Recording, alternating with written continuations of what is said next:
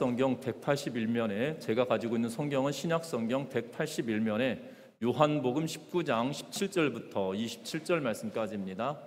요한복음 19장 17절부터 27절 말씀까지 제가 한 절 읽고 여러분들 한 절 읽고 교독하며 읽도록 하겠습니다. 요한복음 19장 17절부터 27절입니다. 그들이 예수를 맡음에 예수께서 자기의 십자가를 지시고 해골 히브리 말로 골고다이라 하는 곳에 나가시니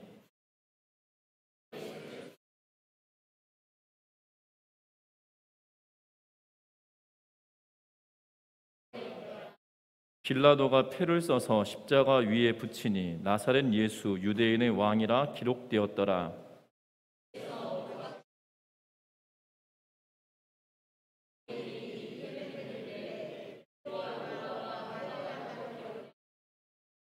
유대인의 대제사장들이 빌라도에게 이르되 유대인의 왕이라 쓰지 말고 자칭 유대인의 왕이라 쓰라 하니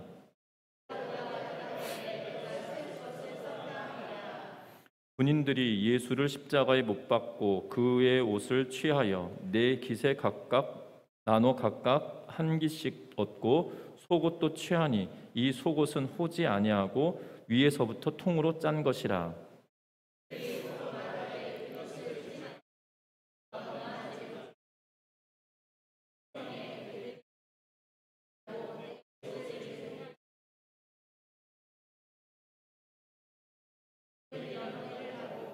예수의 십자가 곁에는 그의 어머니와 이모 글로바의 아내 마리아와 막달라 마리아가 섰는지라.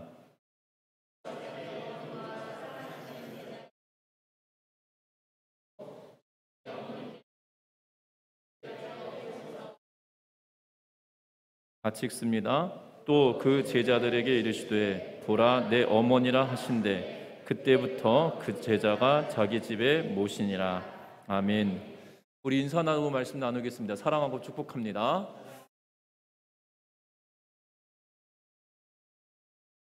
아파트에 사는 한 가정에 새 한 쌍을 선물로 받았습니다. 그래서 매일 아침 신선한 공기와 햇빛을 받으라고 초롱을 베란다에 걸어두었다가 저녁이 되면 집 안으로 들여오곤 했습니다. 어느덧 시간이 지나서 그 작은 새가 어미새가 되었고 어미새는 어느덧 알을 품더니 2마리의 예쁜 새끼를 갖게 되었습니다. 그 새끼들은 초롱 속에 만들어둔 둥지에서 자라게 되었는데 그러던 어느 날 이 시간이 되어 어느덧 겨울이 되었는데요. 그러던 어느 날 베란다에 둔 것을 깜빡 잊어버리고 영하의 날씨에 밤에 그냥 바깥에 내버려두게 되었습니다. 아침이 되어서야 그 새의 주인이 밖에다 초롱을 놓아두었다는 것을 인지하고 깜짝 놀라서 허둥지둥 나가보니 이미 어미새는 얼어 죽어 있는 것을 보았습니다. 사람의 실수로 인하여 생명을 잃게 되었다는 생각을 하면서 이 새의 주인이 가슴을 치며 안타까워하던 그때 죽은 어미새를 집어들자 그 밑에 큰 새 한 마리와 2마리의 새끼가 고스란히 살아있는 것을 보았다고 합니다. 어미새는 지극한 헌신으로 그 큰 새와 아이새 2마리를 지켜내고 있는 그러한 모습을 통해서 우리가 하나님의 모습을 보게 되어지는데요. 특별히 그 어미새가 추운 날씨 속에 어찌 보면 그의 혈관이 점점점 식어가고 몸이 식어가는 그러한 모습 속에서도 그 고통을 경험하고 있는 그 상황에도 보호하겠다라고 하는 살려야겠다는 그 생각에 그 아픔을 때로는 그 고통을 감내하고 있다는 거죠. 특별히 우리도 십자가의 사랑으로 인하여 십자가에 매달리신 예수 그리스도께서 인간의 모든 죄를 짊어지시고 십자가에 죽으셨을 뿐만 아니라 하나님과 뗄래야 뗄 수 없는 이 버려짐의 안타까운 상황 속에 내던짐에도 불구하고 우리를 위하여 십자가에 죽으셨다는 사실은 바로 이 어미새에 비견할 만하지 않게, 아니 이 어미새에 비견할 수는 없겠지만 이 어미새가 주는 교훈에 덧댈 수 있을 거라는 생각이 들어집니다. 분명한 것은 우리가 오늘 계속 이 요한복음을 보고 있는데요. 이 요한복음 19장은 어느덧 예수님께서 십자가에 매달리시는 사건을 기록하고 있는 것을 보게 됩니다. 우리가 요한복음 1장부터 시작해서 지금까지 꽤 많은 시간 동안 봐오는 동안에 어느덧 예수님께서 십자가에 매달리신 사건을 보면서 우리가 예수님께서 살아오셨던 인생 중에 가장 처참하고 고통스러운 순간을 우리의 눈으로 읽어내었던 것을 보게 되는데요. 이 십자가의 죽으심이 헛것이 아니라 저와 여러분들이 이 자리에 모여 그 예수를 찬양하고 예수를 높이며 그 예수님 때문에 우리가 이 인생을 살아가고 있음을 우리가 생각하게 되는데요. 저와 여러분들이 이 아침에 그 십자가에 달리신 예수 그리스도를 다시 한번 상고하면서 믿음의 삶을 결단하고 살아갈 수 있는 우리 모두가 되시기를 주의 이름으로 부탁드립니다. 특별히 먼저 우리가 기억할 것은 우리 읽었던 17절 말씀 같이 한번 읽겠습니다. 17절과 18절 말씀입니다.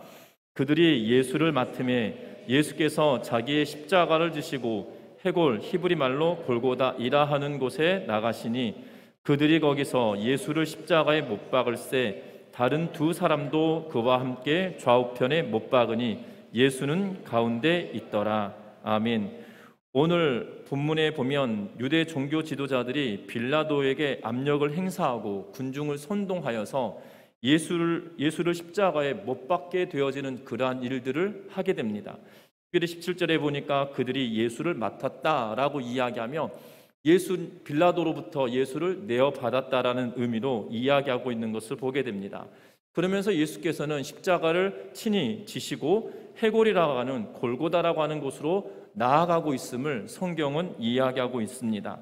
그런데 오늘 이 본문의 성경은 예수님께서 십자가에 달리실 때 홀로 죽으셨던 것이 아니라 예수님과 함께 두 명이 더 죽임을 당했음을 이야기합니다. 그래서 예수를 십자가에 못 박을새 다른 두 사람도 그와 함께 좌우편에 못 박으니 예수는 가운데 있더라 라고 하면서 18절 말씀에 이야기하고 있는 것을 보게 됩니다. 예수님과 함께 십자가에 못 박고 있는 두 죄수는 하나는 우편에 하나는 좌편에 두었다라고 성경은 이야기하는데, 특별히 죄수들 중에 하나의 무리로 예수를 만들어가고 있는 죄인 중에 죄인임을 드러내고 나타내기 위하여 그들과 함께 십자가에 못 박고 있는 것을 보게 됩니다. 그런데 저는 이 성경 본문을 읽을 때마다 참 하나님의 계획은, 하나님의 이 섭리하심은 놀랍다라는 생각이 들어집니다.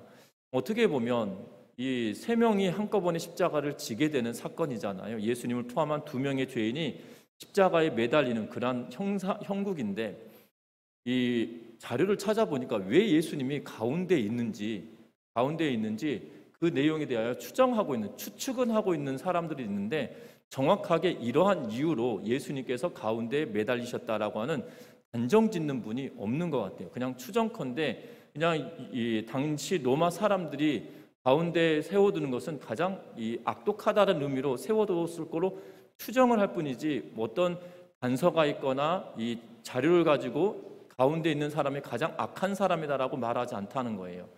여러분들 십자가에 매달릴 때는 다 똑같이 중죄인이거든요. 그러면 순서상 예수님이 제일 앞에, 그 다음에 죄인이 있을 수 있고, 죄인이 둘이 있고 예수님이 맨 끝에 있을 수도 있는데, 예수님을 중심에 두고 좌우편에 나누어 둠으로 인하여 우리가 지금 생각하고 그림을 그릴 때에도 언제나 그냥 습관처럼 십자가를 생각하고 그리면 세 개를 그리게 된다면 예수님의 십자가를 가장 크게 그리고 좌우편에 있는 것은 작게 그리며 미술을 보거나 디자인을 통해서 보든지 간에 그러한 모습을 보게 된다는 거죠. 후대의 사람들이 이 십자가가 얼마나 처참한, 십자가의 이 죄인을 또한 사형수를 다루는 추악한 형벌이라는 사실을 인지 못하는 2000년이 지난 지금의 세대는 어떻게 보면 예수님을 이미지화시킨다라면, 십자가를 이미지화시킨다라면 제일 중앙에 예수님을 두게 만드는 이 디자인상 굉장히 뭐라고 표현해야 되죠? 아름답게 표현되어질 수 있는 그런 모습인 것처럼 보여집니다. 그래서 하나님의 섭리하심이다로 말하기는 좀 그러하지만, 그럼에도 불구하고 정말 이 치밀하게 하나님이 일을 하시는 그러한 모습은 우리가 가히 생각할 수 있다는 거죠. 특별히 오늘 이 본문의 내용을 보면 두 죄인이 그들과 함께 있음으로 인하여 예수님이 얼마나 악독한 죄인인 것인지 드러내기 위하여 그들은 간계를 가지고 사용하고 있다는 겁니다. 대제사장들과 유대 종교 지도자들은 예수님이 그들과 똑같은 존재인 것처럼 취급하며 보내고 있지만, 그럼에도 불구하고 하나님은 그 인간의 간사한 계계와 때로는 이 관계를 도모한다 할지라도 하나님은 하나님의 일을 행하고 계시는 사실들을 우리에게 보여주고 있는 것을 보게 됩니다. 앞에서 말씀드렸던 것처럼 예수님이 왜 십자가를 중심에 두었는지는 모르겠으나 분명한 것은 그것까지도 우리들에게 하나님의 스스로 일하심을 우리에게 보여주고 있다는 사실입니다. 어찌 보면 이 좌우편에 있는 강도의 모습이 현대를 살아가고 있는 우리의 모습과 다르지 않다는 것이죠. 특별히 이 두 죄인은 인류와 같은 그러한 모습인 것처럼 보여집니다. 예수님의 좌우편에 그들이 섰습니다. 그리고 그들은 마태복음의 기록을 통하여서 보면 마태복음 27장 44절에 뭐라고 기록하고 있냐면 함께 십자가에 못 박힌 강도들도 이와 같이 욕하더라 라고 기록하고 있는 것을 보게 됩니다. 예수님을 십자가에 못 박으며 그 밑에 있던 로마 병정도, 때로는 대제사장들의 또한 이 종교 지도자들의 수하들도, 또한 수많은 사람들 예수를 십자가에 못 박으라고 외쳤으며, 그리고 예수께서 십자가를 지시고 골고다에 오르는 그 순간까지 때로는 애통해하고 슬퍼하는 사람도 있었지만 예수님을 조롱하고 비웃는 사람들도 있었다는 거죠. 그들의 욕설에 또한 이 두 명의 이 죄인들도, 예수와 함께 십자가에 못 박히고 있는 두 명의 죄인들도 그들의 소리에 덧붙여서 예수 그리스도를 욕하고 있는 그러한 모습을 보게 된다는 겁니다. 마태는 그것에 대하여 명확하게 기록하면서 강도들도 이와 같이 욕하더라라고 이야기하고 있다는 사실이죠. 세상은 예수에 관하여 이야기할 때 부정적이고 욕설을 하며 때로는 모멸감을 주기 위하여 부단히 애쓰는 것을 보게 됩니다. 현대를 살아가는 그리스도인들에게는 더욱더 그러한 것 같습니다. 특별히 코로나19로 인하여서 참으로 어려운 시기를 지내가고 있는 동안에 정말 교회에 대한 이 핍박 아닌 핍박이 있는 것처럼 보여집니다. 그런데 그거는 우리가 감내해야 될 것 같아요. 왜냐하면 우리가 찬양하고 예배하고 또한 기도하는 우리의 습관, 이 예배하는 양식이 우리로 하여금 감염시킬 수밖에 없는 그러한 상황이기 때문이죠. 그런데 더 기억할 것은 예수님을 십자가에 못 박았을 때 그 좌우편에 있던 죄인들도 동일하게 그들과 더불어 예수님을 욕하였다는 사실이죠. 여러분도 기억하셔야 됩니다. 그리스도인들은 예수님께서 십자가에 못 박히시고 난 이후부터 제자들이 이르기까지, 그리고 수많은 시간을 살아오는 동안에 그리스도인들은 한 번도 처음부터 지금까지 칭찬받고 동조하며 함께하고 기뻐하고 세상 사람들이 그런 적이 한 번도 없었어요. 예수님 십자가에 못 박을 때도 욕을 당하고 모멸감을 당하며 고통 속에 예수님께서 십자가를 지셨습니다.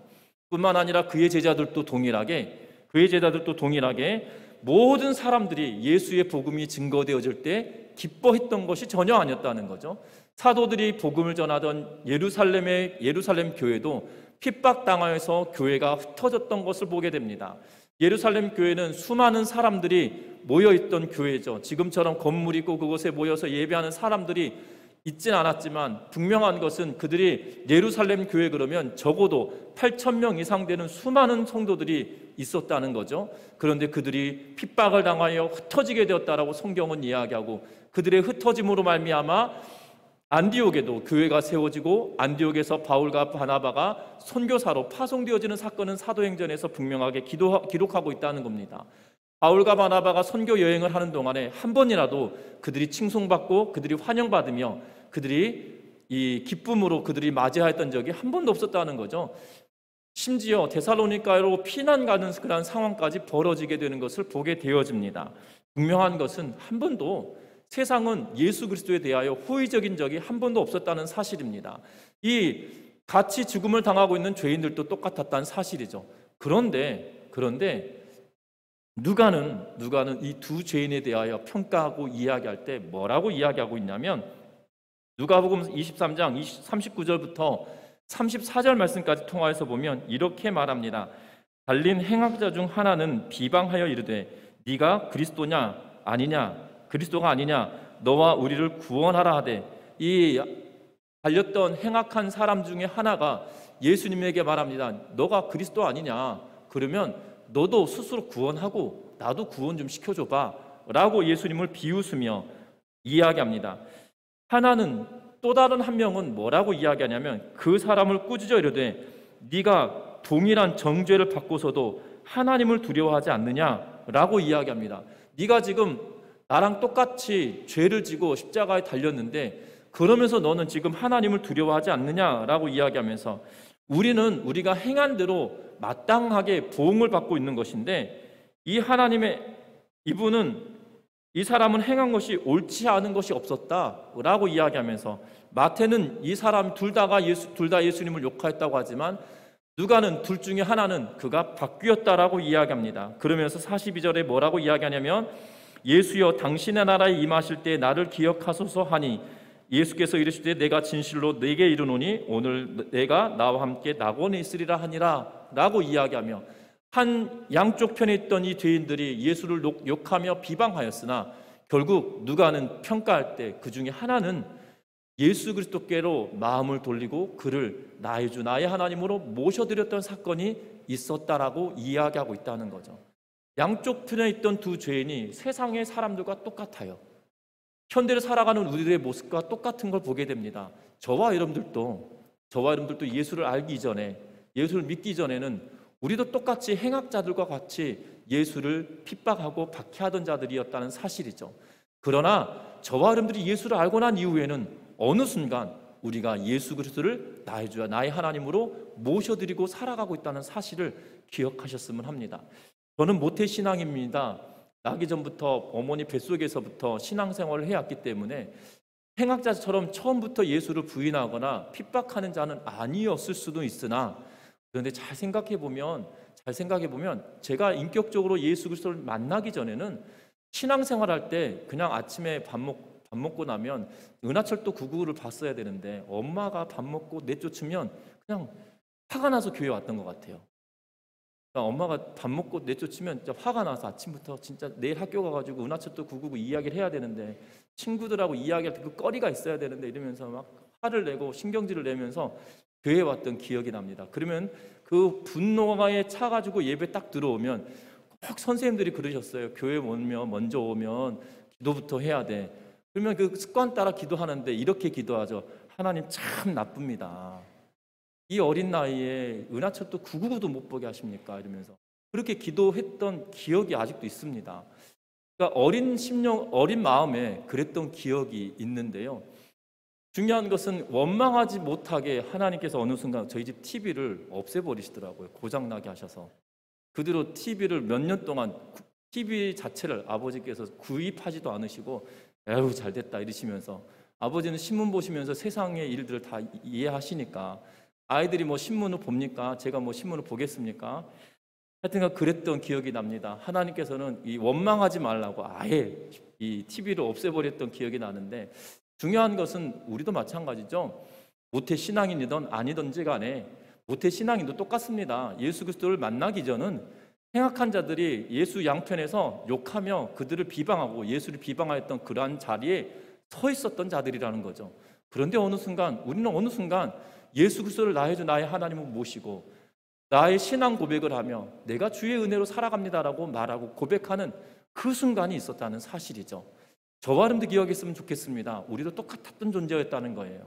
예수를 핍박하고 예수를 멸시하며 예수를 핍박하였던 그러한 사람이었음에도 불구하고 어느 순간 내 안에 예수께서 찾아오시사 우리의 마음을 여시고 내가 너와 함께하기를 원한다라고 이야기할 때 내가 감격하고 기뻐하며 하나님 내가 하나님의 자녀이기를 원합니다.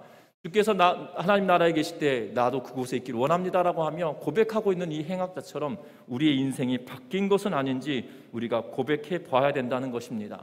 예수님께서는 이렇게 고백하는 그에게 뭐라고 말씀하셨습니까?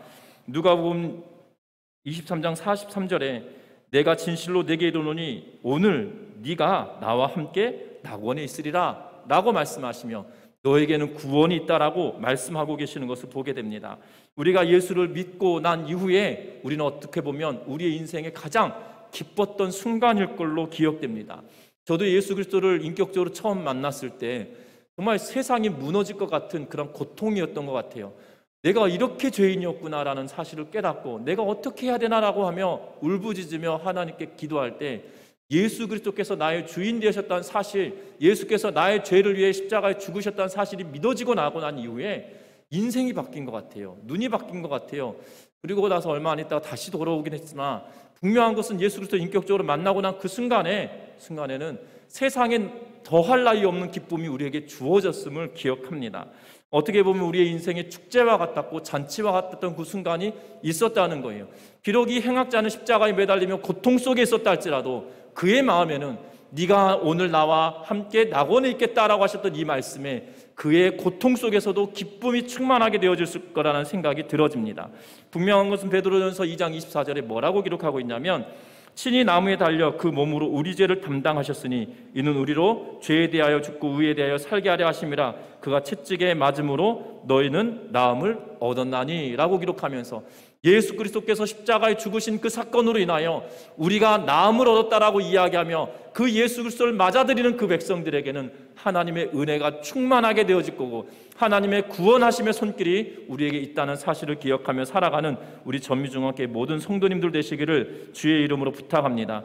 은혜가 강수같이 흐르는 은혜가 있기를 바랍니다. 어떻게 보면 골고다 십자가에서부터 그 은혜가 흘러넘치고 있다는 거죠. 십자가에서부터 그 죄인이었던 한 명의 죄인에게까지 흘러넘치고 그것이 지금 우리들에게까지 흘러넘쳐 왔다는 사실을 기억하면서 그 은혜의 강물에 저와 여러분들이 그 은혜의 강물에 뛰어드는 은혜가 있으시기를 주의 이름으로 부탁드립니다. 뿐만 아닙니다. 오늘 성경의 말씀에 보면 갈보리 언덕 위에 일어났던 모든 사건은 어떻게 보면 로마 군병이나 유대 종교 지도자들이 그들의 의지대로 예수 그리스도를 유린하며 십자가에 못 박고 있다라고 생각할 수 있습니다. 그러나 중요한 것은 그 십자가에 못 박고 있는 그 모든 순간순간도 구약의 언약의 말씀대로 실제적으로 이루어지고 실행되어지고 있는 그러한 모습을 우리에게 말하고 있다는 것이죠. 19절과 20절 말씀 같이 읽어봅니다. 같이 읽습니다. 빌라도가 패를 써서 십자가 위에 붙이니 나사렛 예수 유대인의 왕이라 기록되었더라. 예수께서 못 박히신 곳의 성에서 가까운 고로 많은 유대인이 이 패를 읽는데 히브리와 로마와 헬라말로 기록되었더라. 아멘. 오늘 여기서 뭐라고 이야기합니까? 로마의 종교 지도자들 빌라도가 예수님의 머리 위에 십자가 위에 패를 붙였는데 뭐라고 쓰냐면 나사렛 예수 유대인의 왕이다 라고 기록하고 있다는 거죠. 그런데 이 말을 뭐로 썼냐면 히브리 말로 썼고 로마어로 썼고 헬라 말로 기록되었다라고 말합니다. 21절 내용을 보면 뭐라고 또 기록하고 있냐면 유대인의 대제사장들이 빌라도에게 이르되 유대인의 왕이라 쓰지 말고 자칭 유대인의 왕이라 쓰라 하니 라고 말합니다. 그 팻말을 보고 유대 지도자였던 대제사장들이 뭐라고 말합니까? 유대인의 왕이라 쓰지 말아달라. 나사렛 예수 자칭 유대인의 왕 이렇게 문구를 바꿔달라고 이야기합니다. 그때 22절에 빌라도가 뭐라고 이야기합니까? 내가 쓸 것을 썼다. 내가 당연히 쓸 것 썼다라고 말합니다. 빌라도가 말하는 것이 정말 기가 막힙니다. 지금 빌라도는 이 군중에 의하여서 또한 종교 지도자들에 의하여서 예수를 십자가에 내몰긴 하였으나 예수에 대하여서 그냥 나사렛 예수 유대인의 왕 이렇게 쓰며 모든 사람들이 알 수 있도록 만들어 놓고 있다는 사실이죠. 지금 유대를 중심으로 세 개의 언어가 쓰여져 있는데 유대 사람들이 읽을 수 있는 히브리 말로 당시 세계의 패권을 쥐고 있던 로마의 말로 그 이전에 헬라 문화로 인하여서 이 고대 근동 지역에 만연되어 있던 헬라 말이 세계 공용어로 사용되어져 있던 로마어와 헬라어를 통하여서 사용되어지고 있다는 거죠. 그러면서 뭐라고 이야기됩니까? 유대인의 왕이다 라고 이야기하며 그분이야말로 유대인의 왕이다라고 이 빌라도를 통하여서 공인되어지고 있는 것처럼 보여진다는 사실이죠. 유대에는 왕이 있었습니다. 헤롯이 있었습니다. 그럼에도 불구하고 그는 뭐라고 기록합니까? 나사렛 예수 유대인의 왕이다라고 하며 그가 신앙의 고백은 아니었을 수 있으나 하나님은 그 모든 순간순간에 하나님의 계획대로 왕 되신 분이 다윗과 같은 왕이 이 땅에 올 건데 그가 다윗의 후손으로 올 것이며 그가 왕이다라고 말씀하시는데 빌라도는 그 왕됨에 대하여 구약의 언약의 말씀을 실제적으로 이루어지고 있음을 우리에게 내비쳐주고 있다는 사실입니다. 뿐만 아닙니다. 로마의 군병들도 똑같은 일을 합니다. 23절 말씀에 보면 23절과 24절 같이 한번 읽어봅니다. 군인들이 예수를 십자가에 못 박고 그의 옷을 취하여 네 깃에 나눠 각각 한 깃씩 얻고 속옷도 취하니 이 속옷은 호지 아니하고 위에서부터 통으로 짠 것이라. 군인들이 서로 말하되 이것을 찢지 말고 누가 없나 제비 뽑자 하니 이는 성경에 그들이 내 옷을 나누고 내 옷을 제비 뽑나이다 한 것을 응하게 하려 함이라. 군인들이 이러한 일을 하고. 아멘. 오늘 이 시편의 말씀, 시편 22편 18절 말씀을 인용하였다라고 24절에 보면 각주에서 기억해서 이렇게 기록해 놓고 있는데요. 중요한 것은 시편 22편 18절 말씀을 인용하면서 예수님의 옷이 어떻게 되어졌는지에 대해서 이야기하고, 특별히 속옷은 이 통으로 짠 것이어서 제비를 뽑아서 그 누구가 갖게 됐다라고 이야기하는데, 시편 22편 18절 말씀을 통하여 그들이 내 옷을 나누고 내 옷을 제비 뽑나이다 라고 했던 그 언약의 말씀, 구약의 성경의 말씀, 그 말씀이 실제로 이루어지고 있음을 말하고 있다는 거예요. 여러분들 기억하셨으면 합니다. 이런 작은 것 하나까지도 이루어지고 성취되어지는 이유가 무엇일까요? 그것은 다른 것이 아니에요. 요한이 1장 1절에 기록하고 있는 것처럼 태초에 말씀이 계시니라. 이 말씀이 하나님과 함께 계셨으니 이 말씀이 곧 하나님이다라고 이야기하고 있죠. 그리고 요한복음 1장 14절에 뭐라고 이야기합니까? 말씀이 육신이 되어 우리 가운데 거하심에 은혜와 영광이 충만하다라고 우리에게 말하고 있는 거거든요. 중요한 것은 예수님 스스로가 말씀이신 거예요. 구약의 모든 말씀이 예수 그리스도를 향하고 있다는 거예요. 심지어 옷 하나까지도 제비 뽑힘 당하여 찢기지 아니하고 그가 뺏김을 당하는 사건을 시편 22편 18절에 기록하고 있는데, 이것조차도 이 구약에 예언된 대로 예수 그리스도를 향하여 있기에 바로 예수가 구약의 말씀이고 또한 신약의 말씀이시기에 그 말씀대로 이루어지고 성취되어지고 있음을 우리에게 분명하게 보여주고 있다는 사실입니다. 어찌 보면 로마 군인들은 예수 그리스도의 옷을 나누고 또한 제비 뽑아 가지는 것이 그들에게 어떻게 보면 즐거움일 수도 있고 그 십자가에 매달린 사람을 희롱하는 방법일 수도 있을 겁니다.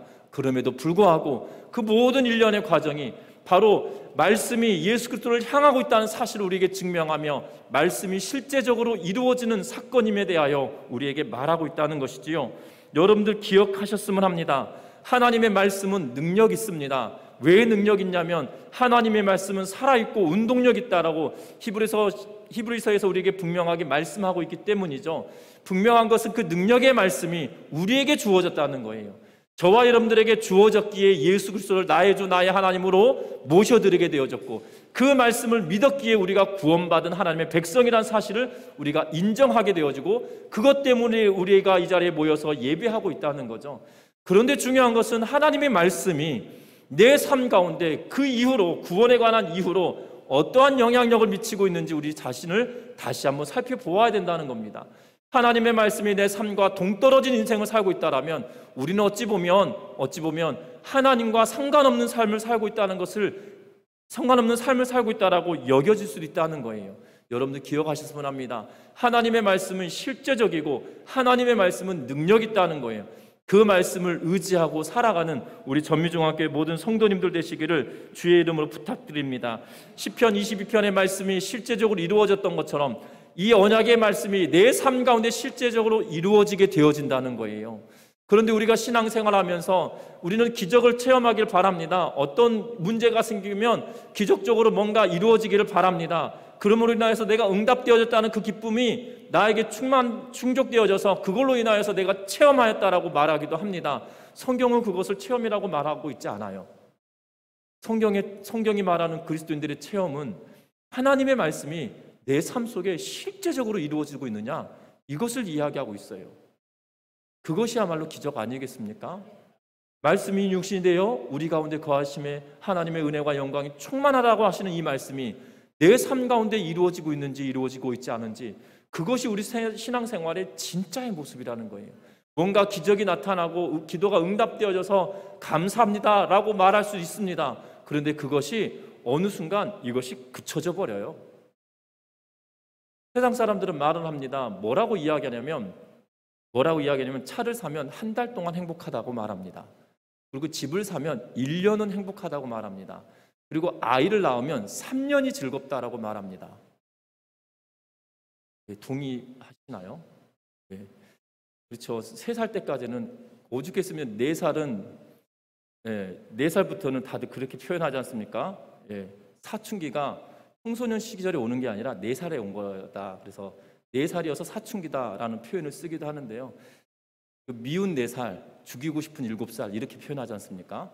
그러니까 3살 때까지는 되게 예쁘고 행복한 거죠. 그래서 차를 사면 한 달이 행복하고 집을 사면 1년이 행복하고 애를 낳으면 3년이 행복하다라고 세상 사람들이 그렇게 말을 하는 걸 보게 됩니다.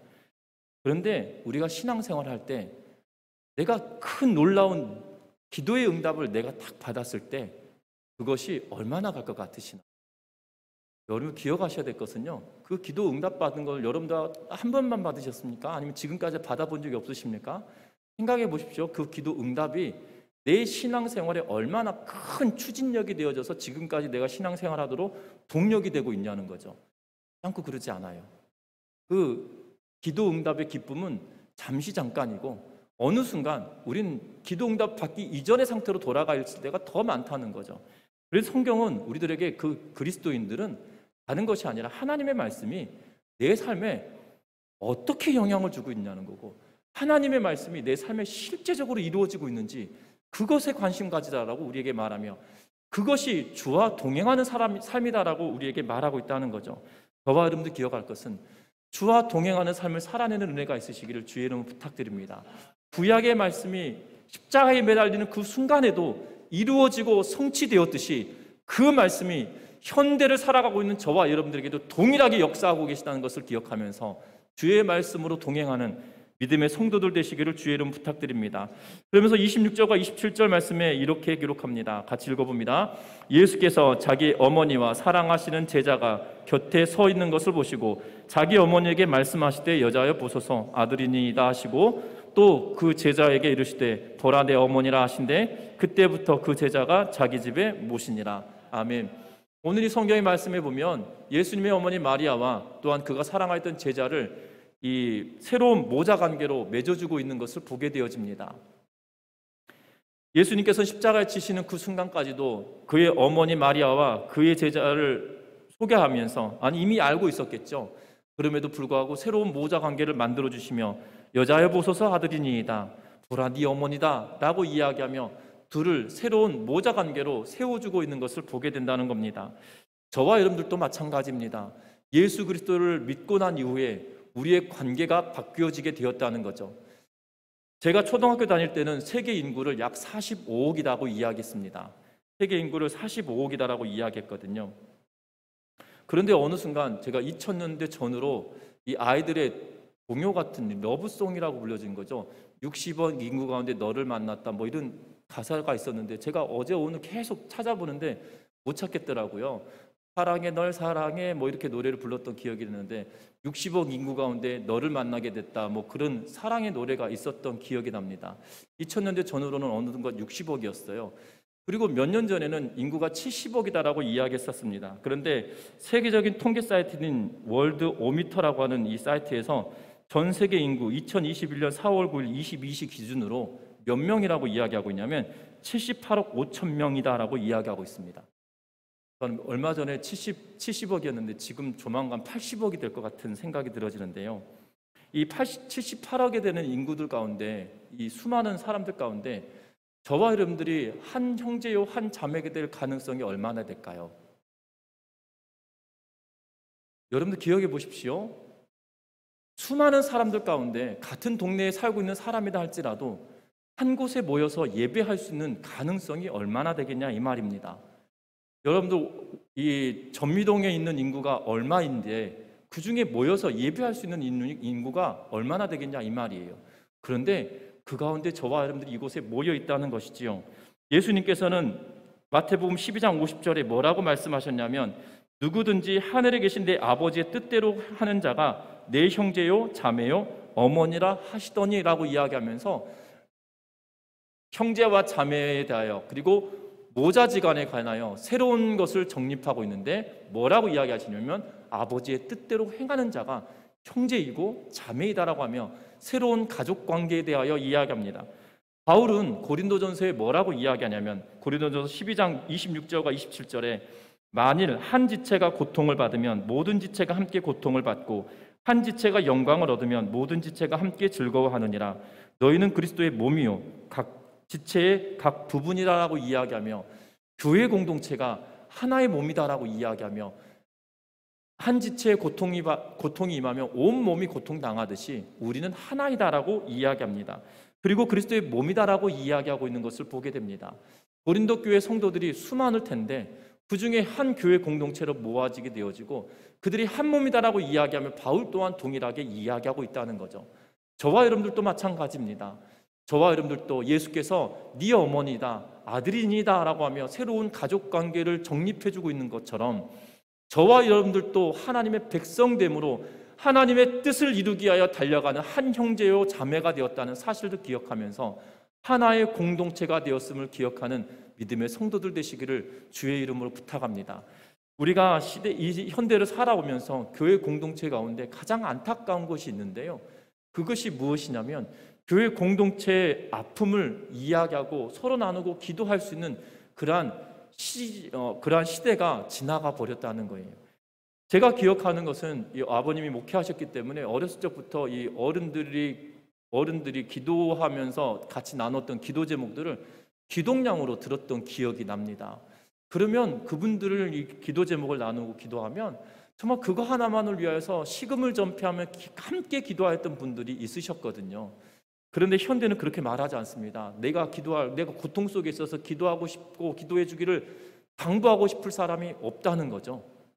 그러면서 뭐라고 이야기하냐면 이 전에 사역했던 교회의 성도들이 이렇게 말할 때도 있었습니다. 내가 기도 제목을 꺼내놓으면 이것이 나에게 화살로 돌아올 때가 많다고. 그래서 기도 제목을 꺼내놓기 참 두렵다라고 말하는 분들을 경험했거든요. 현대는 그런 시대가 되었습니다. 아니에요. 성경은 우리들에게 뭐라고 이야기하냐면 우리는 한 몸이다. 한 지체의 한 부분이 고통당하고 있으면 온 몸이 아프듯이 그것이 교회 공동체다라고 말하고 있다는 거죠. 그러면서 그리스도의 하나님의 뜻대로 행함이 한 가족이다라고 이야기하고 새로운 공동체가 되었음을 우리에게 말씀해 주고 있거든요. 저와 여러분들이 새로운 공동체로 정말 한 몸이요 한 지체됨을 기억하며 살아내는 은혜가 있으시기를 주의 이름으로 부탁드립니다. 우리의 연약한 부위가 있다라면 그것을 놓고 함께 식음을 전폐하며 기도할 수 있는 우리의 모든 공동체가 되기를 주의 이름 부탁드립니다.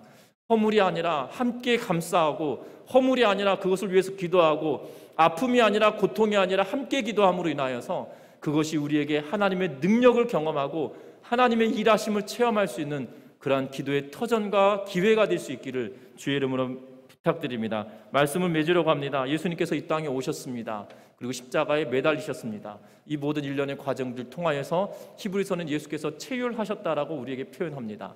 모든 것을 몸으로 겪으셨다라는 의미죠. 우리의 아픔도, 우리의 외로움도, 때로는 우리의 괴로움도, 때로는 우리의 두려움도 이미 예수께서 아신다라고 말합니다. 그러하기에 예수님께서는 우리와 함께 하시기 위하여 이 땅에 오셨다는 사실이죠. 임마누엘, 하나님이 우리와 함께 하시다라는 의미로 이 땅에 오셨다는 거예요. 그 임마누엘 하시는 예수 그리스도를 우리가 경험하기를 원하는데, 그렇다면 그 예수 그리스도께서 주신 말씀대로 저와 여러분들이 살아가는 은혜가 있으시기를 주의 이름으로 부탁합니다.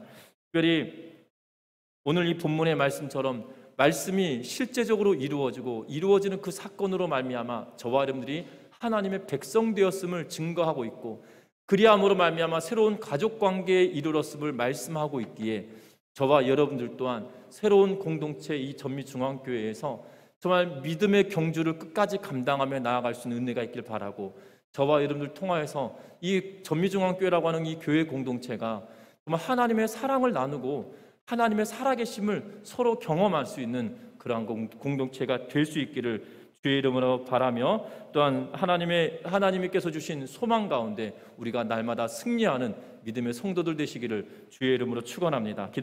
찬양하겠습니다.